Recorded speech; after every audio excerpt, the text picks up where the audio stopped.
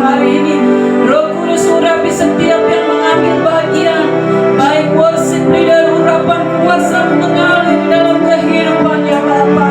Melalui puji-pujian kami boleh bersorak-sorai, kami boleh bergelora, bersuka cita di hadapan-Mu Bapa.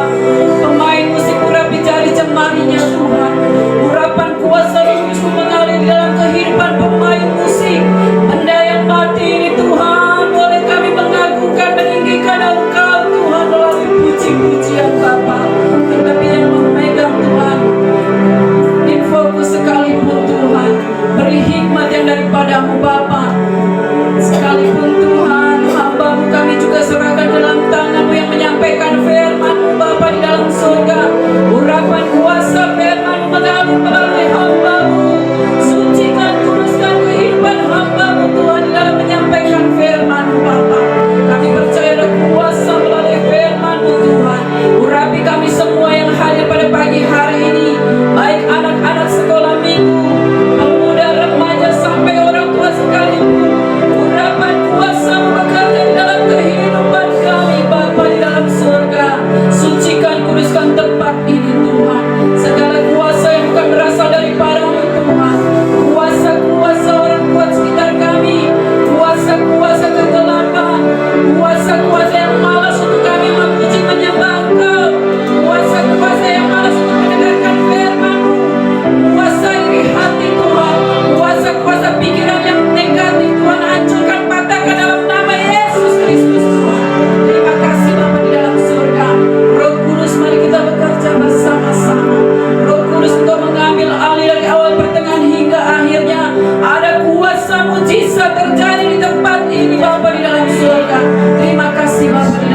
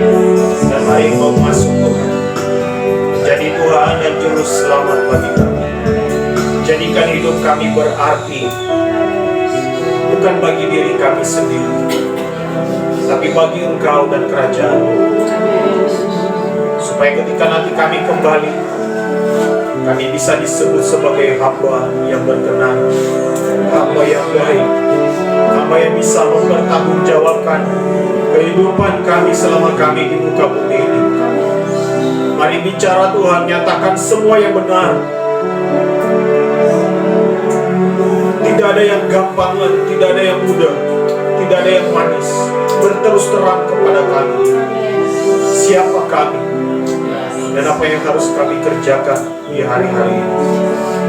Di dalam nama Yesus kami berdoa dan kami siap, Tuhan. Mari bicara di dalam nama Yesus. Haleluya, amin. Mari kita buka dari Matius pasal 22.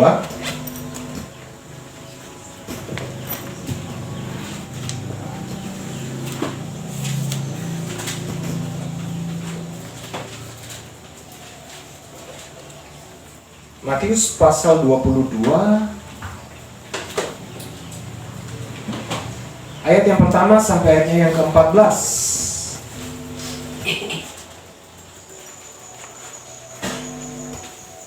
Perumpamaan tentang perjamuan kawin. Lalu Yesus berbicara pula dalam perumpamaan kepada mereka.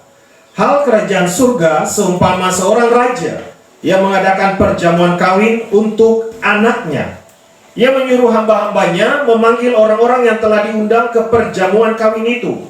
Tetapi orang-orang itu tidak mau datang. Perhatikan, mereka diundang tetapi tidak mau datang. Ayat 4, ia menyuruh pula hamba-hamba yang lain, pesannya, katakanlah kepada orang-orang yang tadi diundang itu, sesungguhnya hidangan telah kusediakan, lembu-lembu jantan dan ternak piaraanku telah disembelih, semuanya telah tersedia. Datanglah ke perjamuan kawin ini. Tetapi orang-orang yang diundang itu tidak mengindahkannya. Ada yang pergi ke ladangnya, ada yang pergi mengurus usahanya, ada yang lain menangkap hamba-hambanya itu, menyiksanya dan membunuhnya. Aneh kan? Kenapa hamba-hamba yang tadi diundang, kenapa bisa ditangkap, kemudian disiksa lalu dibunuh? Padahal mereka tidak berbuat sesuatu yang jahat, hanya mengundang, memberitahu untuk datang. Lanjut, ayat 7. Maka murkalah marah raja itu, lalu menyuruh apa? Pasukannya ke sana untuk membinasakan pembunuh-pembunuh itu dan membakar kota-kota mereka. Lihat, orang-orang yang tadi diundang, yang awalnya dihormati, kan kalau seseorang diundang berarti dia dihormati, dihargai kan, diberikan undangan. Tapi ditolak, kemudian ini orang yang mengundang mengutus pengawal untuk membunuh semua orang-orang yang itu. Berarti mereka tidak menghargai undangan tersebut. Betul kan? Nah, ayat 8. Sesudah itu ia berkata kepada hamba-hambanya, perjamuan kawin telah tersedia, tetapi orang-orang yang diundang tadi tidak layak untuk itu. Tidak layak. Sebab itu pergilah ke persimpangan-persimpangan jalan dan undanglah setiap orang yang kamu jumpai di sana ke perjamuan kawin itu. Maka pergilah hamba-hamba itu dan mereka mengumpulkan semua orang yang dijumpainya di jalan-jalan, orang-orang jahat, orang-orang baik, sehingga penuhlah ruangan perjamuan kawin itu dengan tamu. Ketika raja itu masuk untuk bertemu dengan tamu-tamu itu, ia melihat ada seorang yang tidak berpakaian pesta. Ia berkata kepadanya, hai saudara, bagaimana engkau masuk kemari dengan tidak mengenakan pakaian pesta? Tetapi orang itu diam saja. Lalu kata raja itu kepada hamba-hambanya, ikatlah kaki dan tangannya dan campakkanlah orang itu ke dalam kegelapan yang paling gelap. Di sanalah akan terdapat ratak dan kertak gigi. Sebab banyak yang dipanggil, tetapi sedikit yang terpilih. Ayat 14 kita baca bersama-sama, 2, 3. Sebab banyak yang terpanggil, tetapi sedikit yang terpilih. Saudara, Tuhan di sini menggambarkan Bapa itu sebagai raja. Dan dia membuat sebuah perjamuan pesta yang sangat besar. Dia sembelih semua ternak yang dia punya.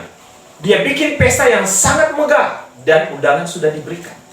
Kepada siapa? Kepada semua orang percaya. Kepada semua orang benar. Lalu waktunya tiba. Mereka ini diundang. Tapi mereka tadi dikatakan tidak mau datang. Kenapa? Mereka sibuk. Sibuk apa? Mereka pergi ke ladang. Ini orang-orang yang bekerja. Mereka pergi ke tempat usahanya. Mereka mengelola pekerjaannya, usahanya. Bahkan ada banyak yang mengurus rumah tangganya.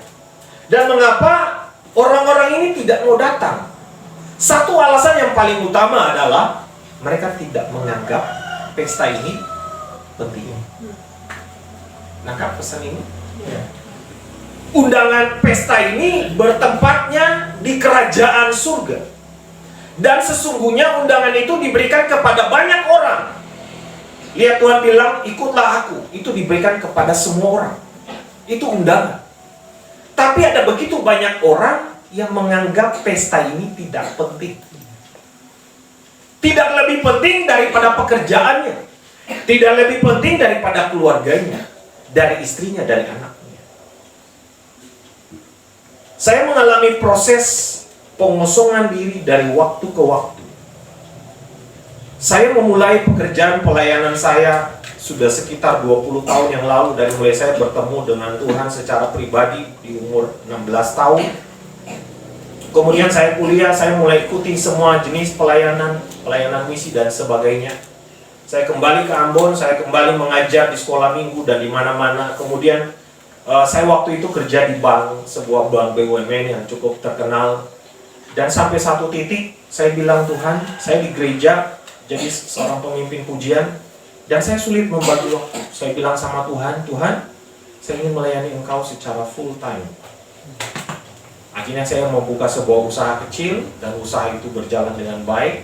Saya resign dari Bank Mandiri dan itu mengakibatkan pertentangan yang besar di dalam keluarga karena kak saya dibilang, kamu bodoh. Orang lagi susah cari pekerjaan dengan gaji dan posisi yang bagus, kamu sudah pegawai tetap, sudah mau dipromosi jadi kepala bagian, kamu memilih keluar.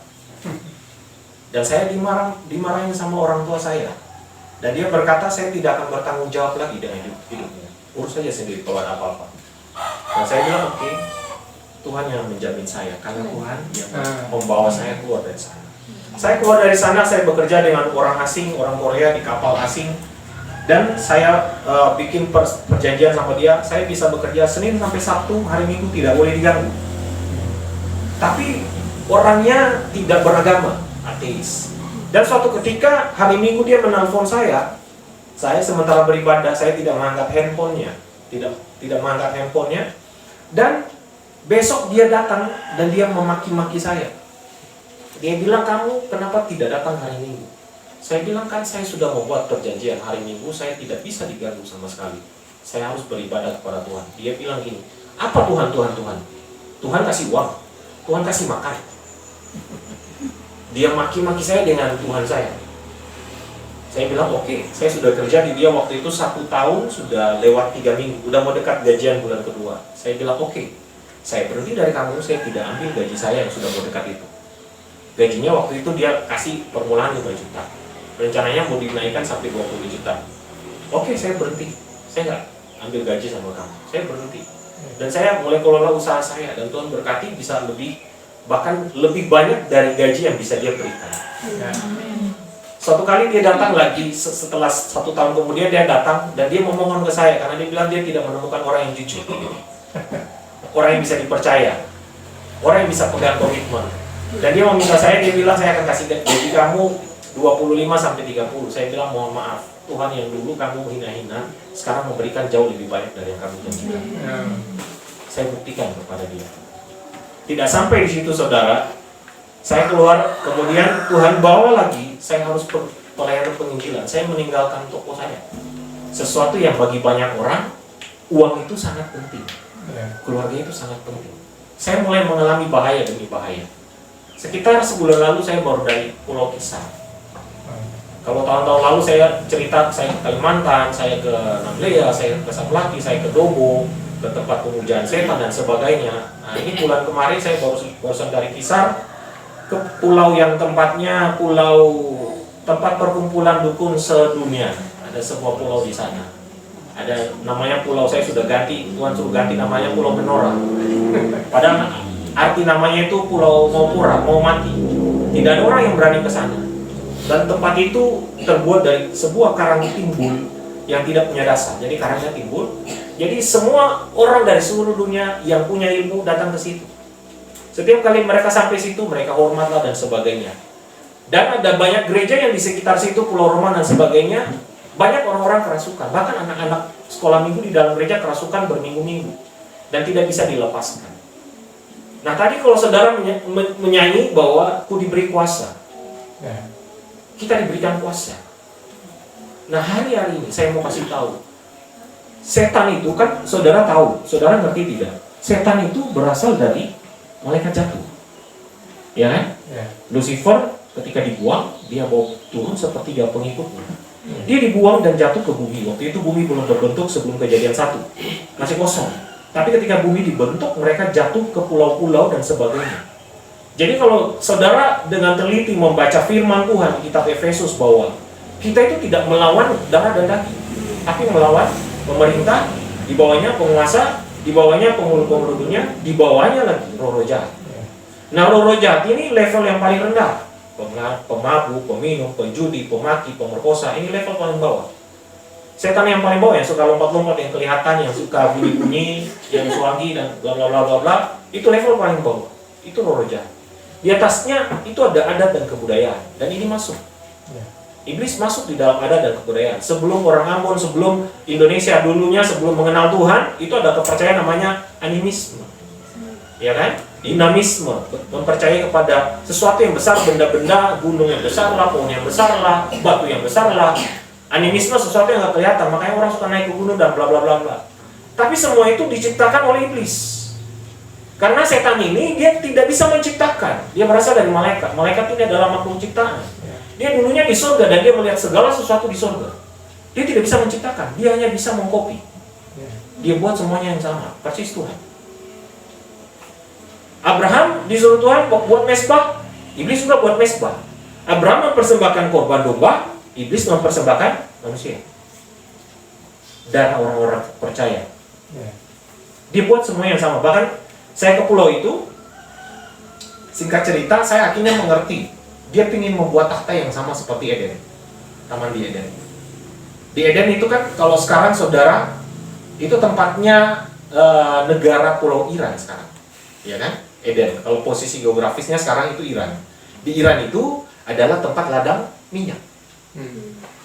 Minyak, ada batu-batu di sana, batu-batu yang berharga, ya kan? Di dalam itu. Nah, di tempat Tenggara yang kemarin itu kan sekarang udah ketahuan tuh. Tempatnya belum masih lah. Tempat minyak, tempat banyak tambang, gas. Nah, iblis bikin tiruannya sama, gitu. Di Eden ada sebuah taman, ada Eden. Di sana ada juga sebuah tempat. Dia pingin bikin sama. Dan di sana ternyata diapit oleh dua selang seperti itu. Dan kitab Kejadian juga menulis bahwa di di Taman Eden setelah Adam dan Hawa diusir keluar, Tuhan menaruh dua keruk. Di tempat yang sama, dia juga menaruh dua posisi. Waktu kita ke sana, dihantam oleh dua itu. Hampir mati waktu itu, sudah lemas, sudah seperti tidak ada pengharapan hidup. Karena kita pergi bulan lalu, waktu sampai ke sana sudah dibilang sama petugas di bandara, Pak, lebih baik jangan ke sana. Kami dilarang.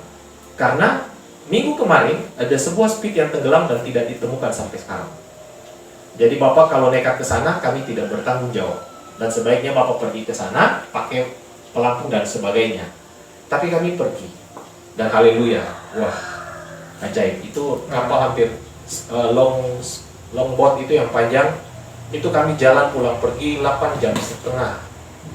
Dan itu gelombangnya tinggi, kami muntah habis sampai mau mati, kapal mau terbalik 7 kali. Waktu pulang hilang arah dan sebagainya. Tapi itulah berjalan bersama Tuhan. Apa yang mau disampaikan saat ini? Tadi saya duduk situ, saya tanya Roh Kudus, apa yang mau disampaikan? Roh Kudus bilang gini, pesta sudah disiapkan. Pesta sudah disiapkan. Dan semua orang-orang benar sementara diundang. Apakah mereka bisa datang tidak? Apakah mereka menghargai undangan ini atau tidak? Nah, saudara harus tahu bahwa iblis ingin mencegah pesta ini terjadi. Nah, manusia sejak awalnya itu waktu kita terima Tuhan Yesus, kita jadi miliknya. Itu ada tandanya. Tandanya adalah apa? Roh Kudus. Ya kan? 1 Korintus 5 ayat 17. Ketika kita menerima Tuhan, maka Tuhan menyuruh roh anaknya masuk ke dalam kita. Itu menjadi tanda yang di kitab Wahyu bilang di dahi mereka ada tanda nama Tuhan. Saudara harus, dan itu adalah undangan. Tuhan kasih tahu, Roh Kudus kasih tahu, itu adalah undangan. Jadi tidak semua orang Kristen menerima undangan. Hanya mereka yang punya Roh Kudus. Dan iblis berusaha membuat Roh Kudus ini hilang. Gimana caranya? Paulus pernah kasih tahu tentang hidup oleh roh dan hidup oleh daging. Ya kan? Kita yang hidup oleh roh pasti akan mematikan keinginan daging. Tidak suka dengan, tidak menyukai dengan hal-hal yang berbau dosa, hal-hal yang berbau kedagingan, pesta pora, ya kan? Kenikmatan, kenyamanan dan sebagainya. Iblis tawarin itu ke manusia. Bahkan teknologi dia akan pakai. Ada banyak orang yang kehilangan waktu baca firman, tapi membaca handphone. Ada banyak orang yang kehilangan waktu berdoa daripada waktu jalan-jalan. Ya kan? Ada banyak orang yang kehilangan menabur benih daripada dia memakan benih dengan cara apa? Konsumsi. Belanja ini, belanja itu, menghamburkan hutan dua dan sebagainya. Itu cara iblis. Secara halus dia menawarkan kepada manusia, karena manusia punya keinginan bebas. Tapi ada satu cara yang terakhir yang dia akan pakai, cara paksa. Cara paksa adalah apa? Kalau kita hidup oleh roh, pasti Alkitab bilang kita dituntun oleh roh. Iblis akan pakai cara paksa. Karena dia tidak berdaya melawan orang-orang yang punya roh. Karena roh di dalam kita jauh lebih besar. Ngerti, nangkap kan? Kalau kita hidup oleh roh, kita akan selalu menang. Tapi kalau kita hidup menurut daging, kita akan gampang digoda dan jatuh. Nah, iblis pakai cara terakhir karena dia tahu waktunya sudah singkat. Nah, ini yang tadi. Pesta sudah siap, sudah mau dipanggil datang. Iblis bilang, no, saya harus menghadang mereka. Pakai cara paksa.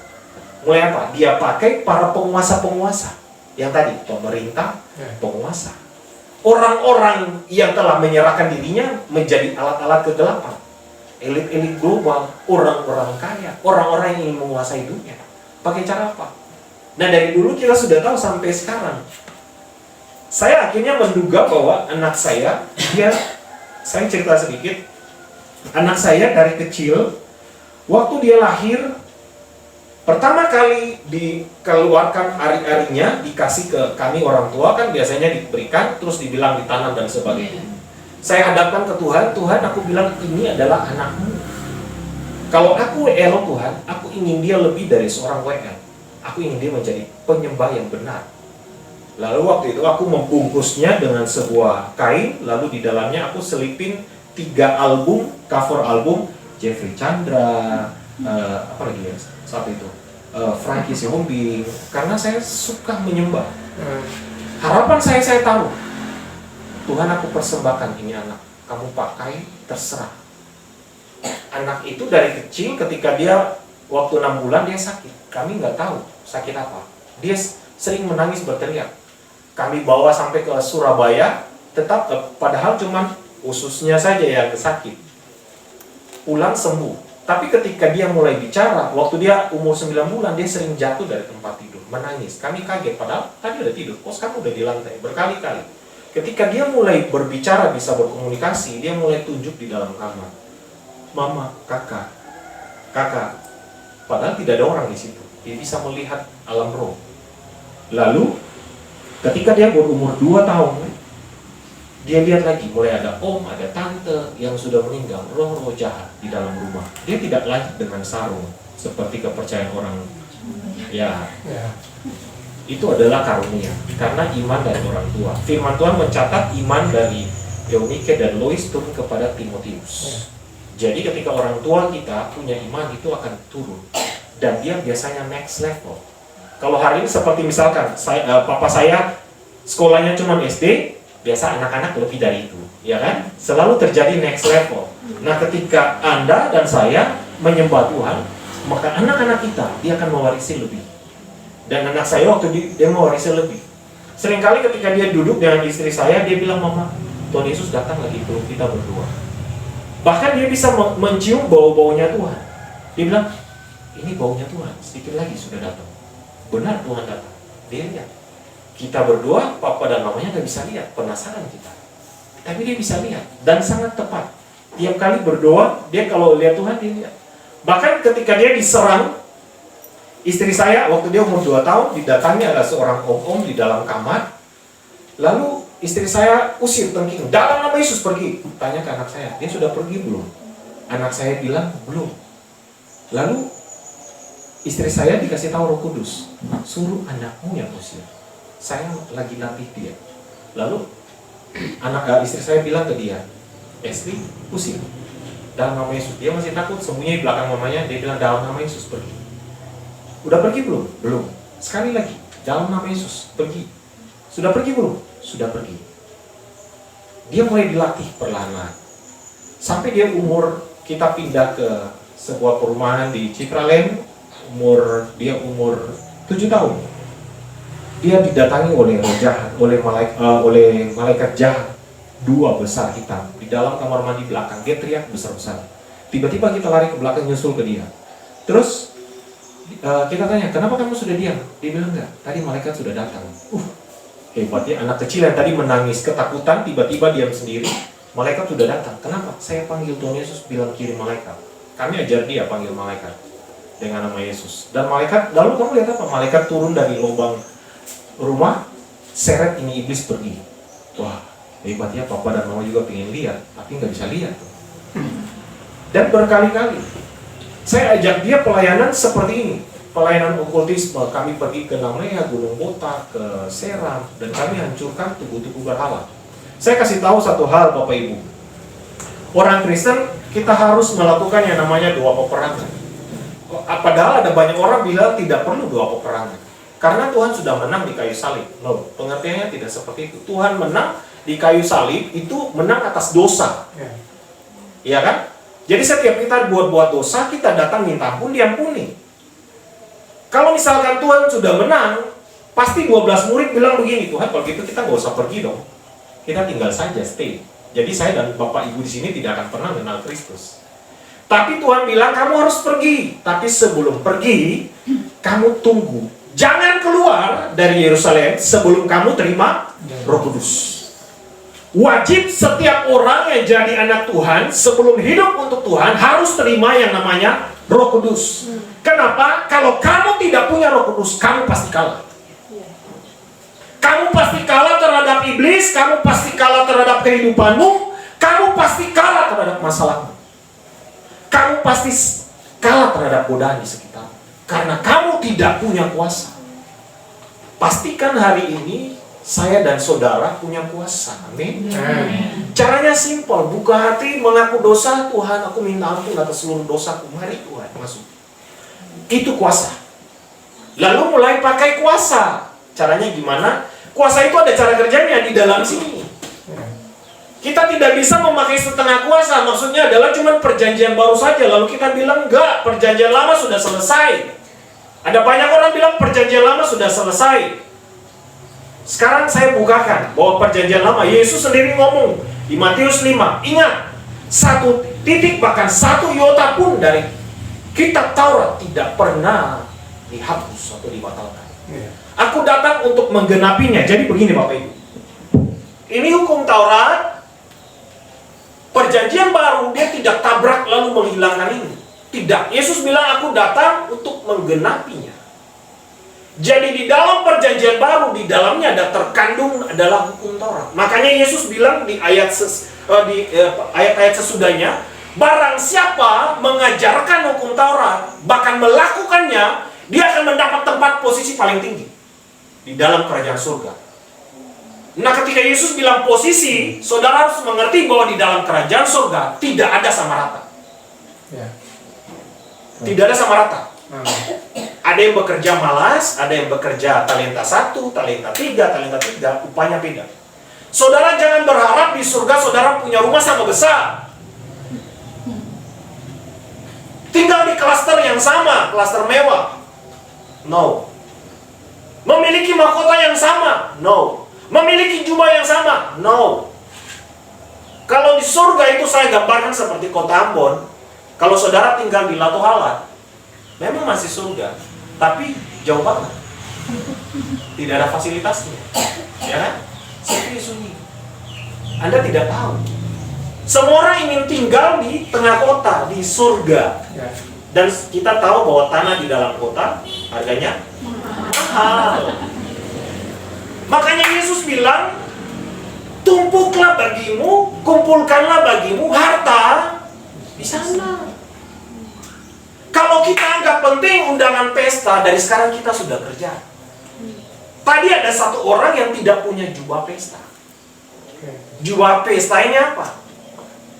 Tentang hidup kudus, tentang buah pertobatan, tentang hasil selama dia hidup untuk Tuhan di muka bumi.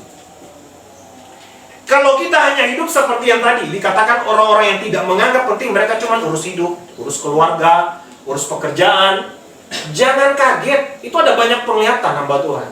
Di surga itu bahkan ada tempat tinggal yang seperti barak, yang di dalamnya bisa muat 100 orang, 50 orang. Nah, saya nggak mau tinggal di barak rame-rame, bersebelahan tempat tidur. Saya nggak mau. Ada penglihatan lain, ada seorang hamba Tuhan yang besar, punya jemaat puluhan ribu, dibawa ke surga. Lalu dikasih lihat, Tuhan saya mau lihat dong rumah saya. Lalu Tuhan bilang, oke, jalan, lihat ini. Ini rumah saya mau nonton. Terus jangan, itu yang punya di sebelah lebih besar lagi. Itu siapa Tuhan punyanya? Tuhan bilang, jaga hatimu ya. Itu pendoa siapa? Seorang nenek. Loh, dia itu kan nggak ngapa-ngapain. Dia nggak datang khotbah, dia tidak mengizin. Tuhan bilang, dia setia bekerja. Sebelum kamu datang ke gereja, dia datang 1 jam lebih awal dan dia menumpangkan tangan di setiap kursi Tuhan dan dia berdoa, Tuhan kalau boleh orang yang duduk di kursi ini berjumpa dengan Engkau. Tuhan jawab masalahnya, Tuhan selamatkan keluarganya. Dia urapi satu persatu. Di situ ternyata melayani Tuhan tidak seperti yang kita bayangkan. Makanya Paulus ngomong, apapun juga yang kamu kerjakan, lakukan seperti itu Tuhan. Anda urus keluarga, besarkan anak, didik dia untuk takut akan Tuhan. Saya melihat sekarang orang-orang tua berlomba-lomba menekan anak untuk kejar yang namanya nilai. Ya kan? Mereka bertengkar dengan guru karena nilai anaknya. Ini ciri orang yang akan ketinggalan. Mereka tidak menganggap penting undangan itu. Saya didik anak saya, mulai dia bisa membaca. Kamu tidak boleh dengar lagu lain selain lagu penyembahan. Saya sangat tegas dengan dia. Waktu dia mulai bisa baca, kamu setiap hari, waktu mulai SD kelas berapa, 1 hari 1 pasal. Naik kelas, 1 hari 3 pasal. Terakhir waktu dia sementara sakit leukemia, 1 hari Papa wajibkan kami 5 pasal. Dan dia baca, dan dia bikin catatan hari. Saya lupa bawa kan? Kalau saya bawa, mungkin saudara akan tahu. Di tengah-tengah dia sementara menderita kanker leukemia, dia mencatat buku harian firman Tuhan dan pengalaman bersama Tuhan. Dan hari-hari itu saya melihat itu terjadi. Dan yang lebih luar biasa adalah saya dan istri saya tidak bisa memberikan anak kedua, adik untuk dia. Karena istri saya ternyata mengalami mandul secara tidak bisa hamil secara normal. Indung telurnya sudah rusak. Waktu bawa operasi minum ke Penang, dokter vonis bahwa kamu tidak bisa punya anak lagi secara normal karena saluran telur yang melepaskan telur ke rahim tidak bisa. Sementara anak saya minta adik, makanya sampai umur 9 tahun tidak berhasil. Kami sudah bikin segala cara, tidak bisa. Ternyata kami, kemudian presentasi keberhasilannya itu 20% dari 100. Jadi kemungkinan banyak kali gagal. Tapi selama anak saya ini dia sakit, dengan imannya dia baca firman, dan dia selalu pegang perut istri saya, dan dia bilang, adik. Dia dengar firman Tuhan, dia baca firman Tuhan di kitab Hakim-Hakim tentang seorang hakim nomor 2 namanya Ehud. Dia juga tidak tahu itu nomor 2. Saya putar audio Bible di rumah 24 jam, sudah bunyi sekitar 6 tahun. Jadi dia selalu dengar, bahkan audio khotbah selalu dengar. Dia dengar tentang Ehud, seorang hakim-hakim yang masuk ke tempat musuh seorang diri, masuk sampai ke dalam raja musuh, orang Moab, dan dia bunuh. Dia selipkan pedangnya di dalam pinggangnya, dan dia tikam raja itu. Dan dia bilang, mama, Ehud ini luar biasa. Kalau saya punya adik laki-laki, namai dia Ehud. Ini kami berdua cuma saling bertatapan, mana mungkin, tidak bisa. Nah ini yang tadi saya maksudkan. Pikiran kita, otak kita, analisa kita, mata kita selalu membatasi pekerjaan Tuhan. Kitab Wahyu menulis tentang tanda binatang. Saudara pahami binatang. Binatang ini ketika ditelusuri pengertiannya, itu adalah liar, tidak dapat dikendalikan. Nah saudara lihat, ini cara kerja paksa yang saya bilang. Tadi iblis tahu waktunya sudah dekat, kalau dulu belum dekat dia masih goda. Ini loh, mau nggak? Tapi hari terakhir dekat dia akan paksa. Dia akan paksa saudara dan saya. Kita harus pakai kuasa Roh Kudus. Mazmur 91 mencatat bahwa mereka yang ada dalam lindungan yang Maha Kuasa itu adalah orang-orang yang Tuhan kenal. Dan kan Yesus pernah bilang gini, aku mengenal domba-dombaku dan domba-dombaku mendengarkan suaraku. Bagaimana cara saya dan saudara mendengarkan suara Tuhan? Ada yang namanya Roh Kudus. Amin. Roh Kudus membuat kita bisa berkomunikasi dengan Tuhan, mendengar suara Tuhan. Jadi kalau hari ini saudara belum bisa mendengar suara Tuhan, berarti Roh Kudus mungkin belum ada dalam hidup. Dan itu tanda bahaya. Saya dan saudara punya yang namanya sebuah kitab masing-masing yang nanti dibilang ketika nanti menghadap, kitabmu dibuka, lalu mulai dibilang, oh ternyata kamu hidup tidak melakukan seperti rancanganku. Kamu hidup menuruti rancanganku. Masuk. Kitab kehidupan itu dibuka. Jadi saya dan saudara ditetapkan. Anak saya ditetapkan. Tuhan kasih ingat saya, kamu minta dia menjadi penyembah yang sejati.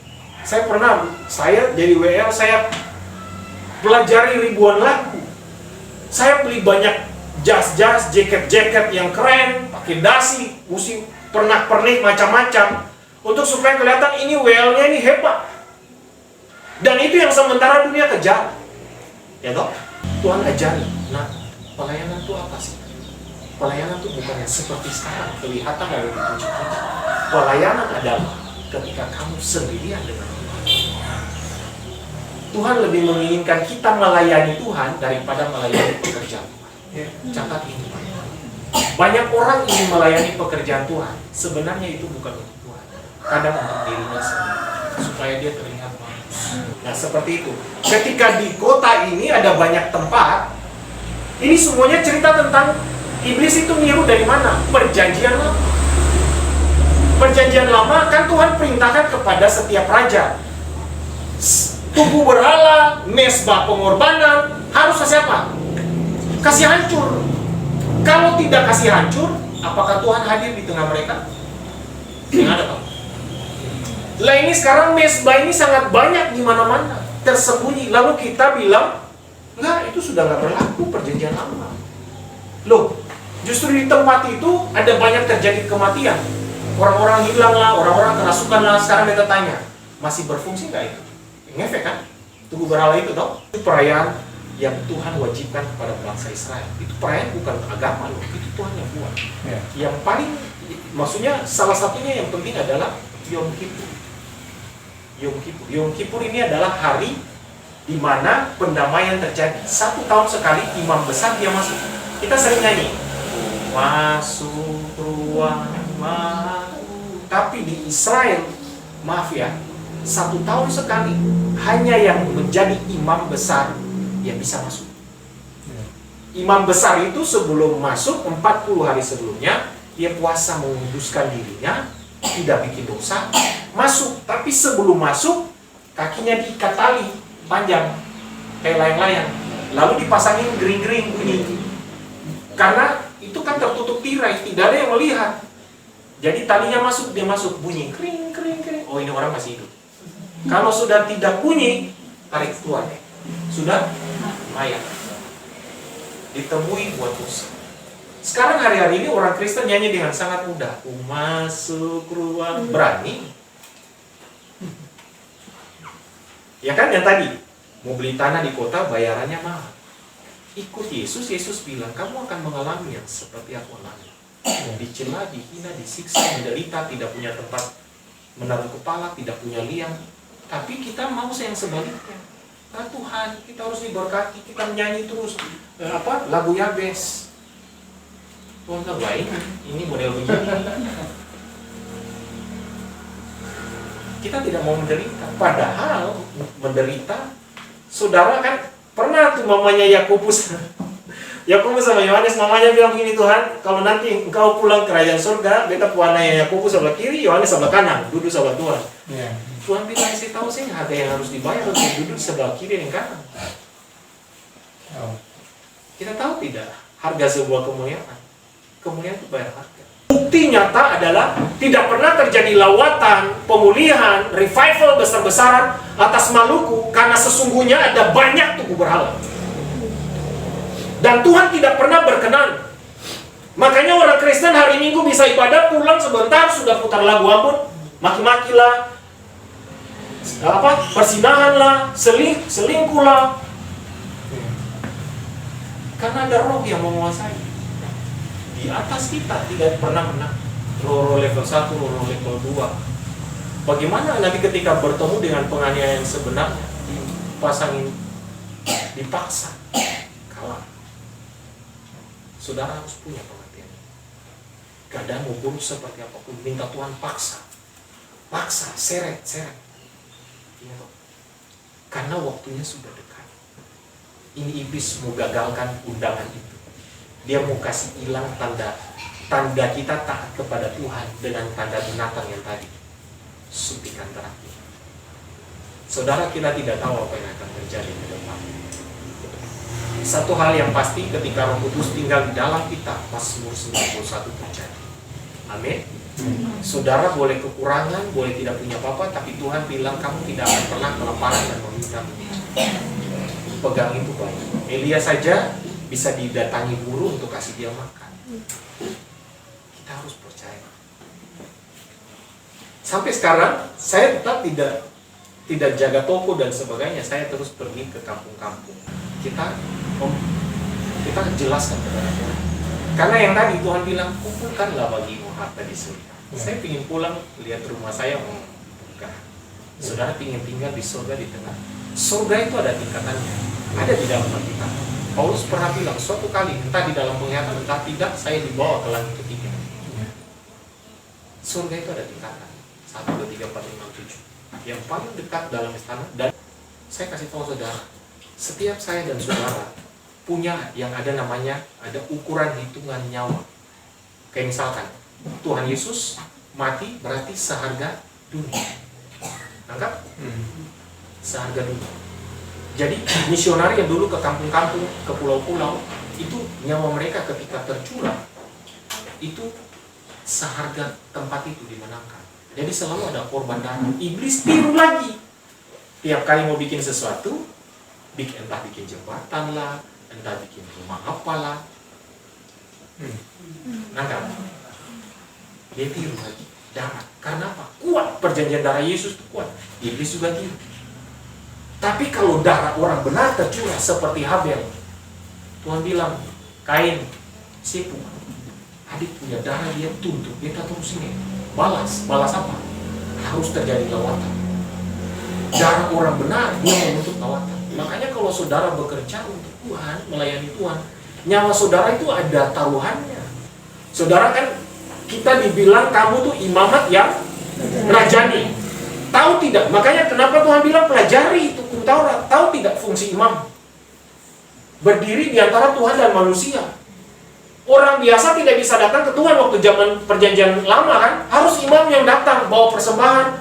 Baru Tuhan bilang, oke, saya berkenan. Baru jemaat itu mendekat. Jangan coba-coba mendekat. Mendekat tanpa imam, mati. Makanya Yesus mati supaya kita bisa ketemu dengan Bapa. Bisa mendekat kepada Bapa karena dia imam. Dan bayarannya adalah darah. Nah sama ketika engkau menyerahkan dirimu, itu ada tuntutannya. Kami pakai kesempatan itu untuk bersaksi tentang mujizat. Dan hari ini anak saya sudah lahir, sudah berumur 7 bulan. Yang sebenarnya tidak bisa punya anak. Istri saya tanya sama Tuhan, masakan Ishak saja tidak jadi dibunuh, masakan Esri mati Tuhan. Tuhan bilang sebenarnya kamu bisa minta dia hidup, tapi kamu memilih untuk menyerahkan dia pada rencana. Kami berdua tidak pernah berani minta Tuhan sembuhkan, benar saudara. Tapi itu kami takut minta Tuhan mau bikin apa dengan dia terserah. Tapi kalau boleh kuatkan dia sampai garis akhir dia punya nafas. Dan dia sampai garis terakhir dia tidak pernah mengeluh. Ada videonya semuanya dan itu menjadi kesaksian. Bahkan sampai di luar negeri mereka hubungi saya untuk minta konseling dan sebagainya. Jadi waktu dia pulang, anak itu taruh sebelahan.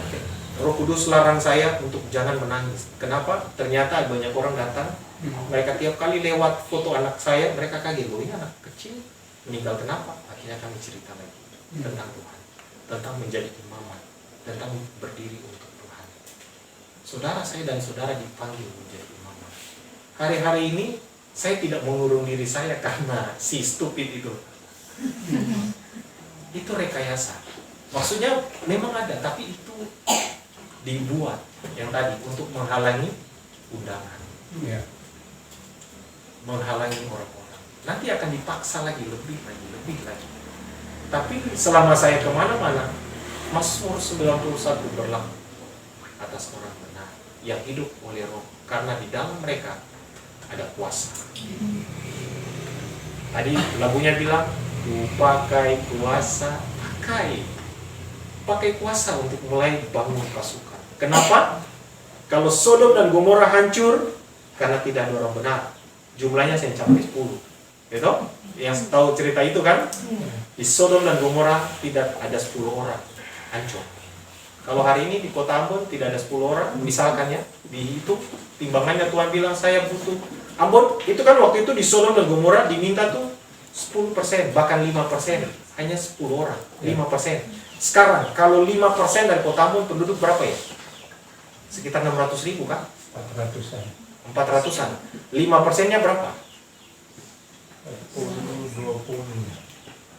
5% dari 400, 20.000. Sekarang, kalau benar tidak, ada, coba kita jujur-jujuran, 20.000 orang benar yang kerjanya tiap hari berdoa, baca kitab, deklarasi, berjaga-jaga, ada tidak 20.000? Ada tidak? Kira-kira. Nangkap pesan ini, nangkap? Karena Wahyu kan tulis, iblis itu dia berdiri di hadapan tahta Tuhan siang dan malam menuntut. Jadi iblis yang sama dia menuntut juga. Waktu Sodom dan Gomora Tuhan hancurkan, kan hukum berkata upah dosa mati. Kasih dong. Kan engkau adil, engkau memegang perkataan. Sekarang iblis tuntut, dia bikin caranya, tak semua tidak bisa beribadah, tidak bisa berdoa. Sekarang jujur saja, ibadah online, memangnya yang online di rumah tuh dia serius? Memangnya dia sudah mandi? Memangnya dia lagi benar-benar duduk begini, tidak makan, tidak snack, tidak ngopi, tidak isap rokok, tidak main game, tidak balas WA. Itu yang Daniel tulis. Korban sehari-hari dihilangkan, tujuan iblis ini. Korban sehari-hari. Ingat Ayub bikin apa tiap hari? Tiap pagi sore mesbah, tiap pagi sore mesbah. Dia kasih balance, kasih seimbang. Dia pun anak ada 7 orang bikin dosa. Beta kasih balance supaya jangan sana lebih berat. Nangkap? Lah ini sekarang ibadah suseng ada, doa suseng ada, semua bermain-main, tinggal yang handphone. Ini timbangan mulai naik. Yang mulai berat ini. Kalau tidak ada imam kan tugasnya itu. Kan Tuhan bilang Pak imam, jangan coba-coba api ini mati di atas mesbah. Berarti standby terus. Masalahnya, kita ini jadi imam tidak? Di rumah. Bukan di gereja, seminggu sekali. Aduh, kayaknya lebih berat di sini. Nangkap toh? Makanya, saya memutuskan, aduh, ini mana saya bisa pergi urus pekerjaan saya nih. Mana saya bisa duduk tenang jaga toko. Tiba-tiba duduk tenang jaga toko, tsunami naik. Karena timbangannya berat sini. Mau bilang apa? Mau bilang apa? Makanya, kemana-mana. Yang sudah ngerti firman hari ini, pakai kuasa lalu mulai berfungsi. Amin.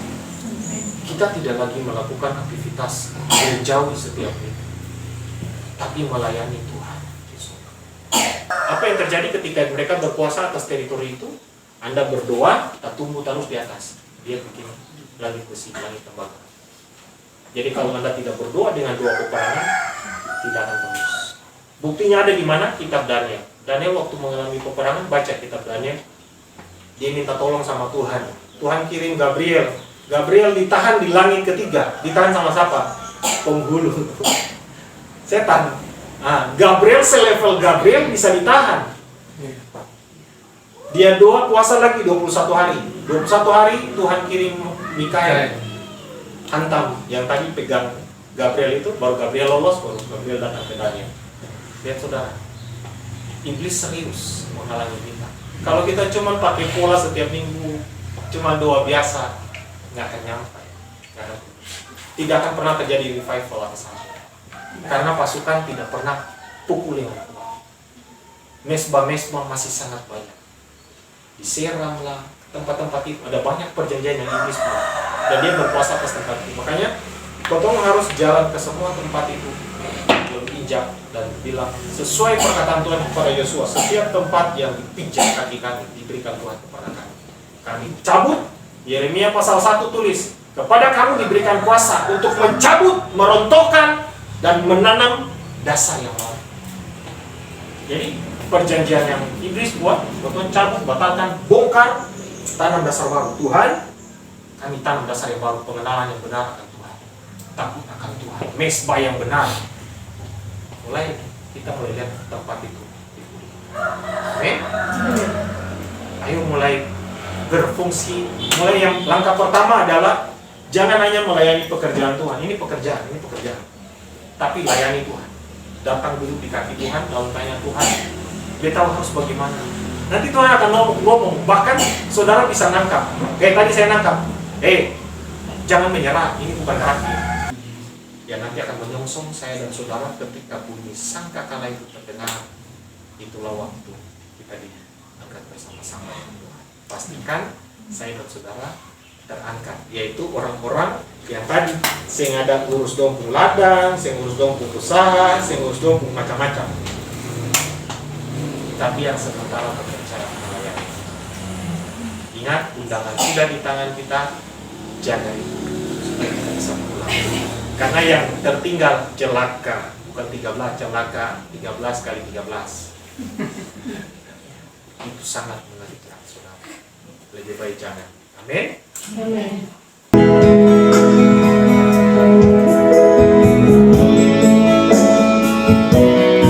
Mari sekali lagi kita naikkan pujian. Ya Tuhan, Aku hendak bernyanyi bagimu selama hidup selama aku hidup. ya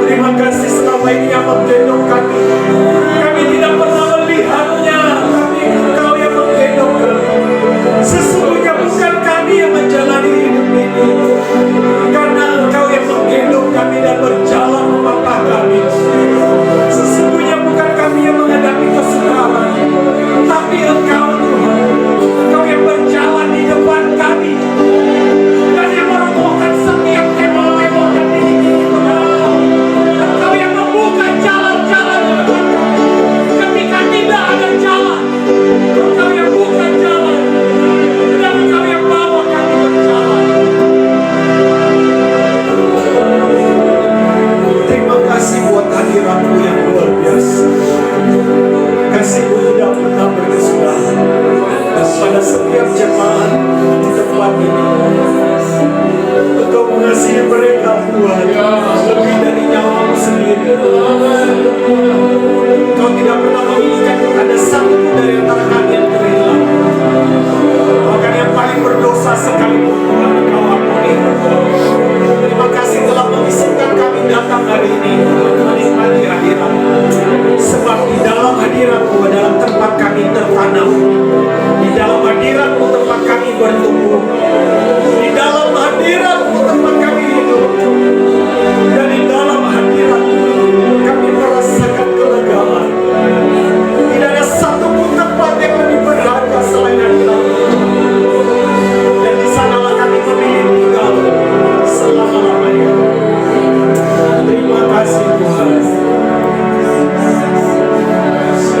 Terima kasih Bapa. Engkau sangat luar biasa Tuhan. Di dalam nama Yesus, bawa kami terus berjalan bersama Kami. Kami tak mau berjalan kalau Kau tidak di depan kami. Sepatah kata dari Tuhan membuat kami kuat. Kau selalu berkata, jangan takut, ini aku berjalan bersamamu. Aku yang menggendong engkau sampai masa putih rambutmu. Aku tetap mau melakukannya dan menanggung kamu terus. Dan aku akan menanggung setiap anak-anak. Sebab aku mengenal domba-dombaku, anak-anakku. Dan mereka akan berjalan mengikuti aku karena mereka mendengarkan suara. Terima kasih Tuhan. Kami mengucap syukur dan berdoa di dalam nama Tuhan Yesus. Haleluya. Amin.